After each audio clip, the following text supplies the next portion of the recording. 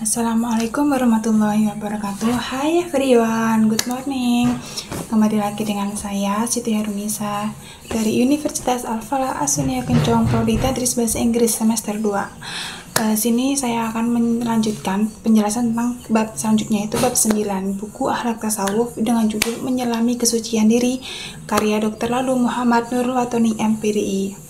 Nah, dalam bab 9 kali ini tuh dibagi menjadi tiga pembahasan. Yang pertama itu ada pengertian, sejarah, dan aliran tarekat. Dalam bab ini, atau bab 9 ini tuh membahas tentang tarekat dalam konteks tasawuf yang memiliki beberapa poin-poin penting. Di antaranya, yang pertama itu ada pengertian tarekat. Pengertian tarekat itu secara bahasa berarti jalan, metode, atau aliran. Sedangkan dalam konteks tasawuf, tarekat itu merupakan jalan khusus yang ditempuh oleh seorang sufi atau salik untuk mencapai kesempurnaan tauhid, ma'rif atau ma'rifatullah. Nah, tarekat di sini juga menekankan pada metode penyucian jiwa yang berlandaskan kepada syariat Islam. Jadi semuanya tuh harus berdasarkan tentang ketentuan-ketentuan atau peraturan-peraturan yang ada di Islam dengan disiplin yang ketat dan bimbingan seorang mursyid atau guru spiritual. Nah, tarekat ini juga memiliki aspek amaliyah atau praktik dan perkumpulan atau organisasi. Memiliki silsilah atau garis keturunan spiritual. Dalam tarekat itu menghubungkan antara murid dengan gurunya hingga kembali ke Rasulullah SAW. Jadi antara guru ke murid itu saling berhubungan. Contohnya kayak kita sering nawasulin guru kita, otomatis kan kita sama guru kita selalu menyambung gitu. Terus langkah selanjutnya itu nyambung ke Nabi Muhammad SAW. Dan yang kedua itu ada sejarah perkembangan tarekat. Sejarah perkembangan tarekat itu di sini ada sebuah sebutan embrio tarekat itu sudah ada sejak abad ketiga atau 4 Hijriah. Tetapi tarekat di sini sebagai institusi terstruktur yang muncul pada abad ke-11 atau 12 Masehi. Lah, munculnya tarekat ini merupakan respon terhadap kondisi sosial politik dunia Islam, khususnya disintegrasi politik dan maraknya materialisme yang menyebabkan degradasi moral. Tarekat ini juga menjadi media bagi sebagian umat Islam untuk mempertahankan tradisi keberislaman melalui oposisi diam atau silent opposition dengan menyebarkan aspek esoterisme Islam. Terus selanjutnya itu ada perkembangan tarekat di Indonesia yang diyakini bersamaan dengan penyebaran Islam di Nusantara hingga mencapai puncaknya itu pada abad ke-17 sampai 8 Masehi yang seiring dengan peningkatan jumlah orang Indonesia yang menunaikan ibadah haji. Kan sampai sekarang itu masih banyak ya orang-orang yang melaksanakan ibadah haji, terutama lebih banyak orang-orang Indonesia karena terdapat banyak tarekat yang tersebar di Indonesia. Karena tarekat itu lebih banyak tersebar di Indonesia dengan beberapa tarekat besar yang masuk ke Indonesia pada periode awal. Di antaranya itu ada Qadiriyah, ada Rifaiyah, dan ada Syatariyah. Termasuk juga ada peran Wali Songo yang sangat melekat di di perkembangan tarekat di Pulau Jawa. Poin yang ketiga itu ada proses mengikuti tarekat. Proses-proses dalam tarekat itu dibagi menjadi beberapa bagian ya. Yang pertama itu ada proses mengikuti tarekat yang diawali dengan baiat atau perjanjian setia. Jadi antara murid dan mursyid atau guru itu melakukan baiat yang biasanya meliputi talqin al-zikir atau mengulang-ulang zikir. Juga ada al-ad atau mengambil sumpah, dan lips al-hirqah atau mengenakan jubah.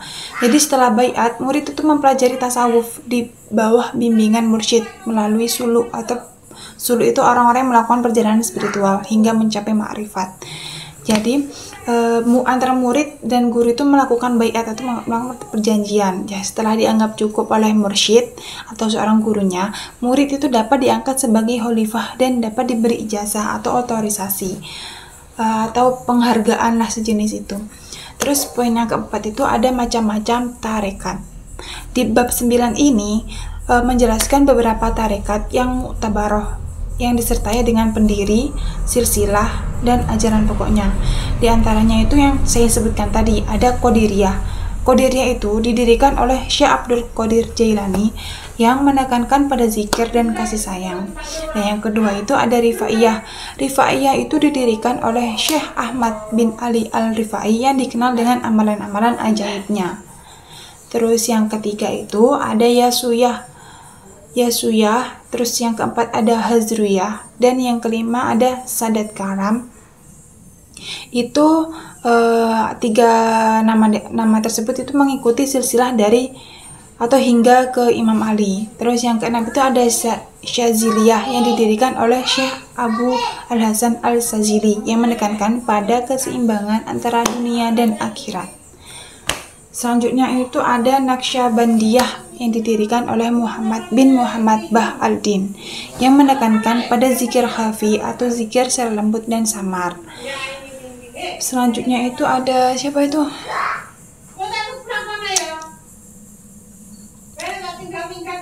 Selanjutnya itu ada Syatariyah yang menekankan pada zikir, dan selanjutnya juga ada Zahiriyah yang mengikuti silsilah hingga Imam Ali. Juga ada Ansoriyah dan Safiyah, juga Idrusiyah, sama-sama mengikuti silsilah hingga ke Imam Ali ya. Ada siapa lagi ya? Ada Kalendariyah yang dikenal dengan kaum Sufi mabuk. Juga ada Samaniyah yang didirikan oleh Muhammad bin Abdul Karim yang memadukan beberapa tharikat. Selanjutnya ada Tijaniyah, itu didirikan oleh Syekh Ahmad bin Muhammad Al-Tijani yang menekankan pada zikir khusus. Masih banyak lagi sebenarnya teman-teman, tapi saya masih belum menghafalnya ya. Tapi ada lagi itu namanya Khalwatiyah yang didirikan oleh Muhammad Yusuf bin Abdullah yang menekankan pada halwat atau menyepi. Yang selanjutnya itu ada Hizib Nahdlatul Watan atau Tarekat Asri Nusantara yang didirikan oleh TGKH Muhammad Zainuddin Abdul Majid yang menekankan pada keseimbangan syariat dan tarekat Islam di Nusantara. Terus yang selanjutnya itu saya ada beberapa referensi atau beberapa materi-materi dari bab lain, bukan dari buku Al-Tasawuf yang saya jelaskan tadi di bab 9. Referensi yang saya jelaskan ini bisa berupa buku yang merujuk pada berbagai sumber, termasuk karya-karya ulama tasawuf klasik maupun tasawuf kontemporer atau modern, seperti ulama Al-Qushairi, ada Al-Ghazali, terus Ibnu Arabi, dan yang lain-lain. Karena nama-nama dan karya-karya dari ulama-ulama tersebut itu sudah ada atau sudah diterbitkan dan menjadi buku, tapi tidak semuanya ada di bab 9 buku tadi itu. Karena karena banyaknya daftar pustaka, jadi saya tidak mencantumkan semuanya. Nah, untuk materi tambahan ini ada juga di buku Anak Tasawuf yang merujuk pada berbagai karya ulama tasawuf klasik yang saya jelaskan tadi. Terus yang pertama itu ada siapa? Ada Al-Qushairi. Al-Qushairi ini adalah seorang ulama tasawuf Sunni yang terkenal dengan karyanya, yaitu karyanya itu biasanya disebut Ar-Risalah. Terus buku ini itu dianggap sebagai karya monumental dalam sistematisasi tasawuf Sunni. Dalam Ar-Risalah itu menjelaskan berbagai aspek tasawuf, termasuk muqamat atau tingkatan spiritual dan ahwal atau keadaan batin yang dialami oleh para sufi dalam perjalanan spiritual mereka. Jadi materi tambahan saya ini masih ada kaitannya dengan bab 8 ya, yang sudah saya jelaskan kemarin. Pengaruh Al-Qushairi dalam buku Anak Tasawuf itu terlihat pada pembahasan mengenai muqamat dan ahwal yang saya jelaskan di bab 8 kemarin. Selanjutnya itu ada Al-Ghazali. Al-Ghazali itu merupakan salah satu tokoh paling berpengaruh dalam sejarah tasawuf Islam. Karena mengapa? Karena karyanya itu karya yang paling terkenal adalah Ihya Ulum Ad-Din atau Revival of the Religious Science, ensiklopedi besar yang membahas berbagai aspek di agama Islam, termasuk tentang tasawuf ini. Al-Ghazali itu juga menulis tentang Al-Munqidh min ad-dalal atau Deliverance from Error, sebuah autobiografi spiritual yang mendeskripsikan perjalanannya menuju tasawuf atau selama ia menempuh jalan untuk ke tasawuf. Pengaruh Al-Ghazali dalam buku Anak Tasawuf ini sangatlah besar karena tercermin dalam berbagai buku, terutama dalam pembahasan tentang muqamat, ahwal, dan metode penyucian jiwa. Karena tentang torekot ya, atau tentang penyucian jiwa. Konsep-konsep Al-Ghazali tentang syariat, tarikat, hakikat, dan makrifat itu juga sangat berpengaruh dalam buku-buku tersebut. Gitu. Pokoknya berkesinambungan seperti yang saya bilang kemarin waktu tag video bab 8, antara bab 6, 7, 8, dan 9 itu berkesinambungan, terutama dari bab 8 ke bab 9 itu sama tentang torekat. Yang ketiga itu ada Ibnu Arabi. Ibnu Arabi itu adalah seorang sufi yang dikenal dengan pemikirannya yang mendalam dan berpengaruh, terutama itu pada konsep wahdat al-wujud atau unity of being.